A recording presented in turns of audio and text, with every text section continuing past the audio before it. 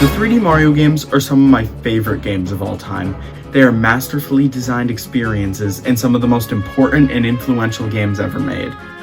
They are pure fun. However, there was one that always eluded me. Super Mario Sunshine was the one I just never got the chance to play. Thankfully, around 2020, lots of rumors were floating around about some 3D Mario games being remastered for Switch, including 64, Galaxy, and Super Mario Sunshine. I was so excited for this collection, specifically Sunshine. At the time, I didn't have a GameCube and I'm too much of a bitch to just emulate it, so this was finally my chance to play Mario Sunshine. Finally, on September 30th, 2020, Nintendo posted a Nintendo Direct for Mario's 35th anniversary.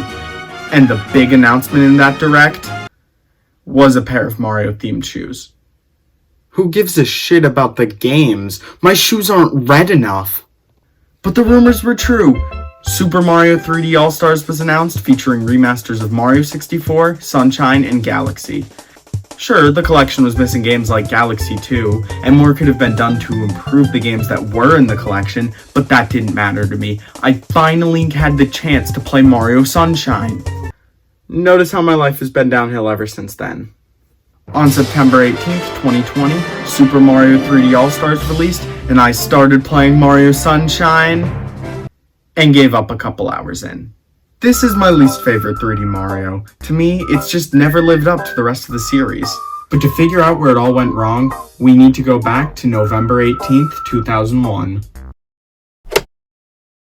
Nintendo's next major console, the GameCube, had just been released. Ever since the NES, Nintendo's home consoles had been slowly declining in sales. The SNES had some serious competition from the Genesis, and the N64 was obliterated by the PS1. Sony had just released the PS2 a year prior, and Microsoft's Xbox was just around the corner, so Nintendo had some pretty steep competition. Nintendo was going to need some huge games to launch the GameCube. So what did they release?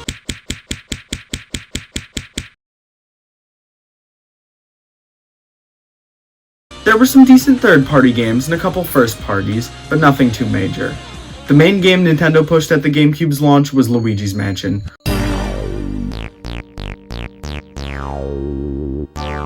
Look, I love this game. It's such a charming, fun little game I love to play through each Halloween, but it is not a system seller. With these launch titles, you couldn't blame anyone for not wanting a GameCube. But only a week later, Nintendo released Super Smash Bros. Melee. Smash Bros. Was one of the biggest multiplayer games on the N64, so a sequel to that this early on in the GameCube's life was a huge deal. Melee was a huge improvement over the original, adding so many modes, characters, and features that are still staples to the franchise to this day. Melee was a very important game on the console, and ended up becoming its best-selling game overall. However, it still wasn't enough. The GameCube was not selling well at all. People wouldn't want to be caught dead with this thing. It isn't what it looks like. But there was one game that could change the GameCube.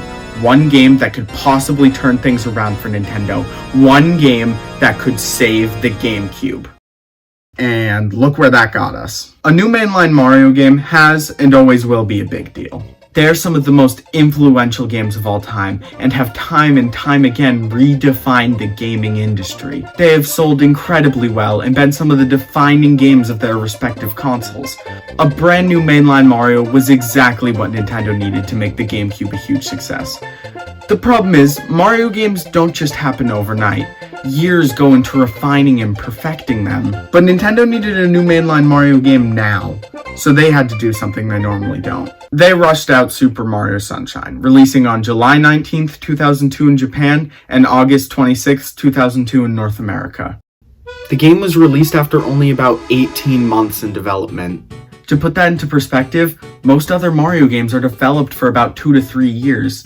This caused the game to lack that certain level of polish you come to expect from a Mario game. This is especially obvious in the later levels of the game, but we'll get to that later. For now, there's only one thing I can do.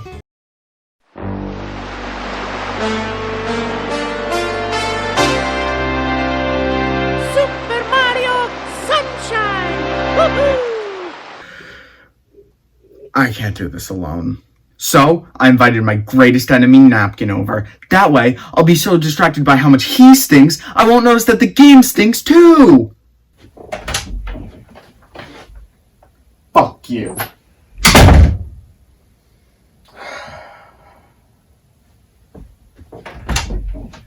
Come in. The game starts out with Mario and Peach going on vacation to Isle Delfino. And oh god, there's voice acting in this game. What's this icky paint-like goop?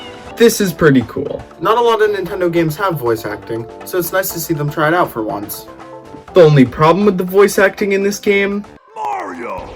How dare you disturb my family vacation? It's bad.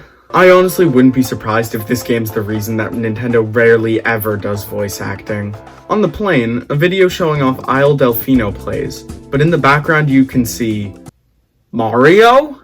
The plane lands and the landing strip is covered in this mysterious goo. But, thankfully, a water-shooting backpack named Flood is on the landing strip. Use Flood to clean up the landing strip and are thanked with a nice prison sentence. The fuck? I just cleaned your landing strip, you bitches! It turns out that the Shadow Mario was the one covering the island with goo, and Mario was blamed for it. Check that one off the list. So Mario has to go around cleaning up the goo and collecting shine sprites to recover the island. I think the story in this game is pretty good. It does a good enough job at setting the game up while also being way more interesting than just turtle kidnapping. It's later revealed that Shadow Mario is Bowser's son, Bowser Jr., and he kidnaps Peach. We were on such a good streak. He did this because Bowser told him that Peach was his mother. Just the thought of that scares me. Okay, now that I'm going to talk about the game itself, I need to get something out of the way. I don't like how this game controls. When you're just running around the levels and exploring, the controls feel pretty good. Great, even. Mario feels fast, and it's loads of fun to just run around exploring. One of my favorite parts of the game was just running around and seeing what I could find in Delfino Plaza. The problem with the controls is when you actually start platforming. Mario is so slippery. It feels like he's constantly sliding around and falling off every platform. This leads to countless deaths that just feel completely unfair, making the game beyond frustrating. It feels like Mario's platforming with butter on his shoes. And trust me, I tried it. It doesn't work.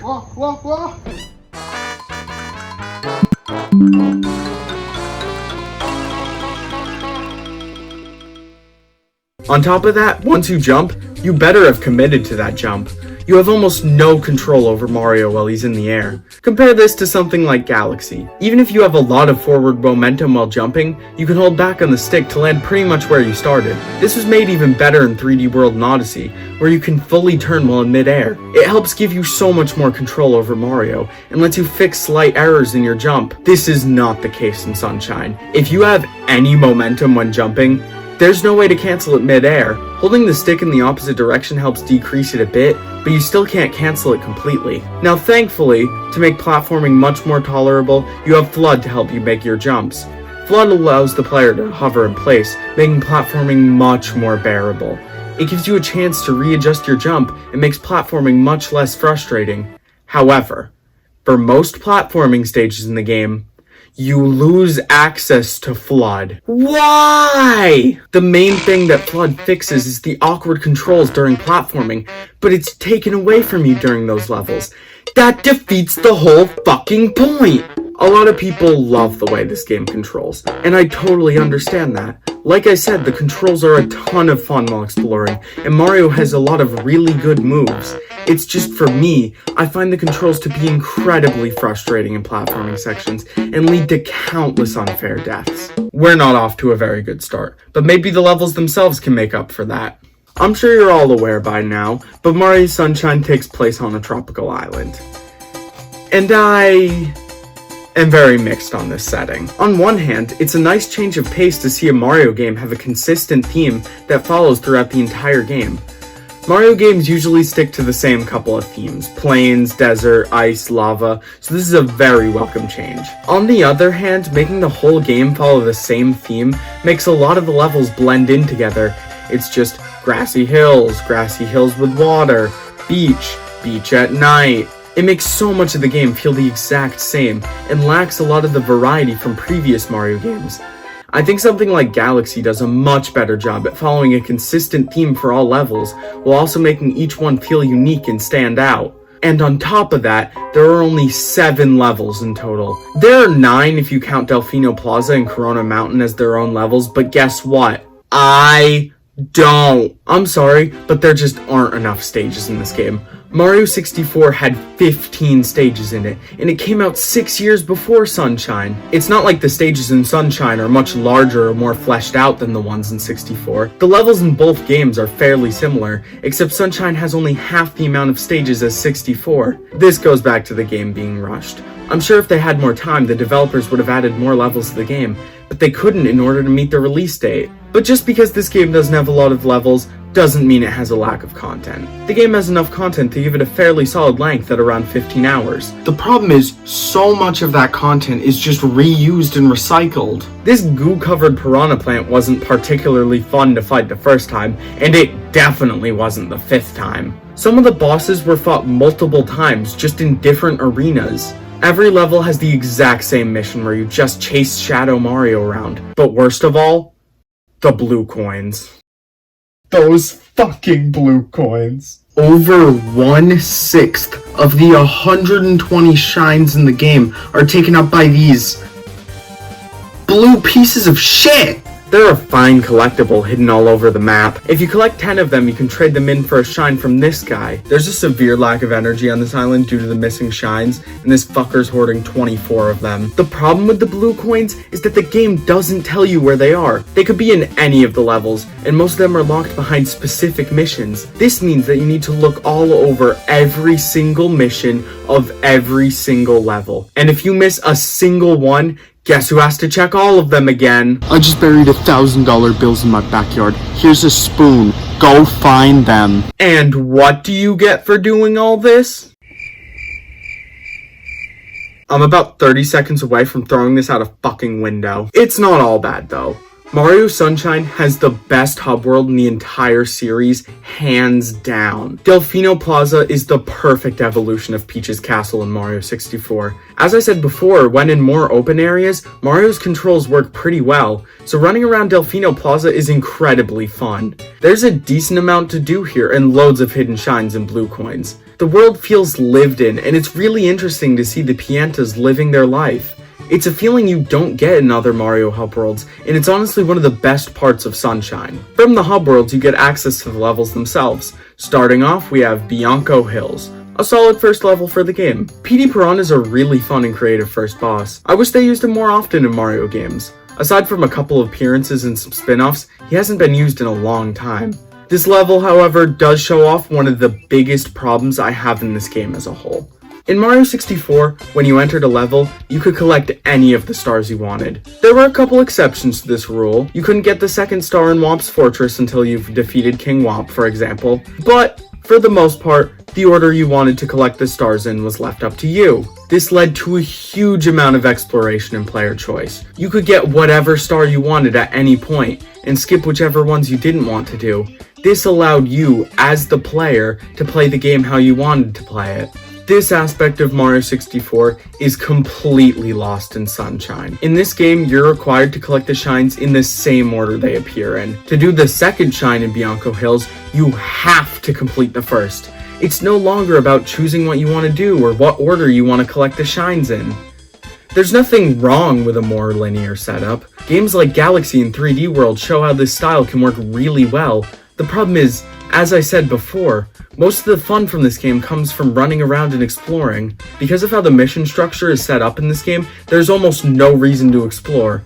You can't find any other shines, so everything other than the main objective is just a distraction. Besides the stupid fucking blue coins, there's no reason to go off the main path in this game, making it feel so much more limiting. The second level, Rico Harbor, is another solid level. It's a lot more platforming based than a lot of the other levels, but you actually have FLUDD to help you. Mario's water bills are gonna go through the fucking roof after this level. This makes Mario's controls way more tolerable, and it can be pretty fun. It is pretty lame how one of the missions is just fighting the exact same boss again. This wouldn't be a problem if they just changed up the fight a bit, but they didn't. You're on a bit of a smaller platform the second time around, but it's pretty much the exact same fight. Gelato Beach exists!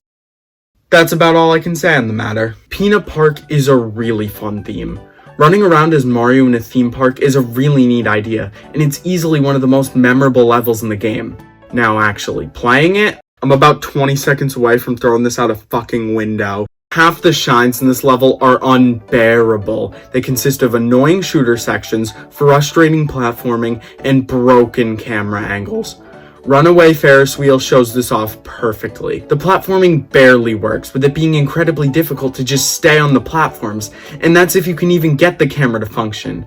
The fun theming isn't enough to save this level. I would say things can't get much worse from here, but I don't want to lie. Serena Beach is easily my least favorite of the main levels in this game. Small, closed-in rooms are notorious for having horrible cameras and old platformers, so who wants to play an entire level in one? The first shine isn't too bad, just a boss fight against this manta ray outside, but it gets worse and worse from here. The next shine has you awkwardly spraying booze to create platforms you can jump on with clunky physics.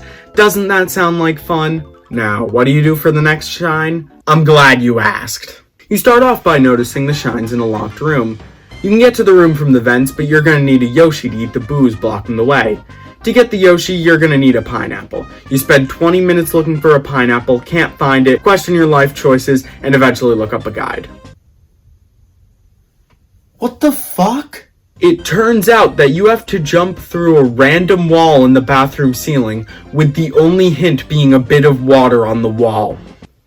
Why? You then spray a painting, spin some panels, go through a hole in the ceiling, spray a bookshelf, ground pound a tile, open a crate, and get the pineapple. In the room that the pineapple's in, you notice a boo, so you decide to head back there with Yoshi so you can eat that boo. In the room, you get off of Yoshi for a second, and when you try to get on, you accidentally hit the A button and go out the door. You hope it'll let you back in the room. It will not. You go through all that again, go through a maze with Yoshi, and finally get the shine. Can you tell why I don't like this game very much? The next shine involves you spraying really annoying panels. This took me far longer than I'm willing to admit. After you finally finish, you're not done. You have to go through one of everyone's favorite sections, a platforming section without flood.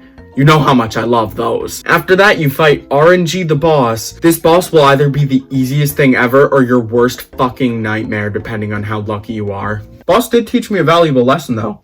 Gambling always works out in the end. Noki Bay is an alright level, but it is really brought down by the worst water controls I've ever used in a platformer. I gotta hand it to the developers. That's impressive. In the last mission, the people of Noki Bay thank you for cleaning up the lake by giving you a shine. But they can't just hand it to you. That would be too convenient. Instead, they make you fight the water controls as you chase around this stupid fucking fish. Hey man, happy birthday. I actually got you a present. It's strapped to that Cheetah over there. Go get it, you bitch. Being Village isn't as bad as the previous couple levels I've talked about. Does that make it good? No. Just more clunky platforming, but this time with some chain chomp pulling thrown in there. This level is home to the Chucksters, aka the worst secret stage in the game. You have to talk to these Chucksters and get them to throw you to the next platform. The twist is that they never fucking work. It is almost impossible to land on the platforms after they throw you. At this point in the game, I was ready to be over with it. There were a lot of enjoyable moments throughout the game, but the levels were starting to get more frustrating rather than fun. Thankfully, I now had enough shines to access the final area of the game, Corona Mountain. The level starts off with a solid platforming section that uses the hover nozzle. The next section, however, wasn't as good. It uses a boat gimmick, and it works about as well as you'd think a stupid boat gimmick in a game known for being very unpolished would work. Trying to move the boat is one of the most frustrating parts of the entire game. After you're done with the boat section, use the rocket nozzle to climb up to Bowser. It's a bit of a missed opportunity that the game didn't use the turbo nozzle in the final level. It would have been a good way to test the player's skills with all three nozzles, and would have been way better than that fucking boat. But that doesn't matter. It's time to fight Bowser. This fight is just okay. It's simple enough, but I had a lot of unfair deaths because the platforms decided to just stop working. It is pretty funny to see Bowser in a hot tub though. You defeat Bowser, the day is saved, Flood fucking dies, comes back to life, and credits roll. But we're not done yet. There's one thing I haven't mentioned. A level so infamous, it'll send shivers down the spines of almost every Mario Sunshine player. The Pachinko machine. He couldn't handle the pain. The Pachinko machine is easily the worst level in any Mario game I've ever played. Everything I've complained about in this game so far is present here. Clunky controls, a horrible camera, frustrating glitches, unpolished level design. This all culminates in this horrible mess of a level. You are forced to launch yourself into the machine and try to collect all the red coins without falling out. The problem is you have almost no control over Mario. And to make things much worse, hitting almost anything will just completely break the game as well as your hopes and dreams. Every time you miss, you die, forcing you to collect all the coins again from the beginning. Each death pains you more and more, each game over slowly chipping away at your sanity. You start to feel numb to the pain. Is this what life is now? Just trying the same broken mission over and over again, making almost no progress? Will it ever get better? Will anything ever change? Or am I forever destined to play the same miserable level over and over again, leaving me a sad and destroyed shell of a person? Oh look, I did it. And this isn't the only level like this. Remember that stupid boat gimmick from earlier? Now picture that, but a lily pad on a floating river with 8 red coins to collect. And if you miss a single one, you're forced to die. And just because Nintendo wanted to be an asshole, every time you get a game over, you're forced to take a 5-minute boat ride with Yoshi back to the island you entered the level from.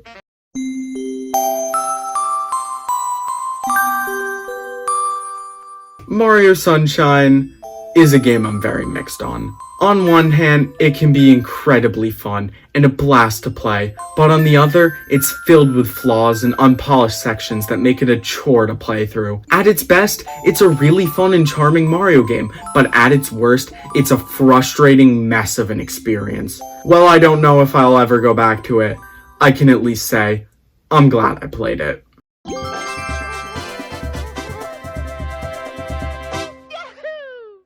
Can't say the same thing about Napkin, though. Fuck that guy.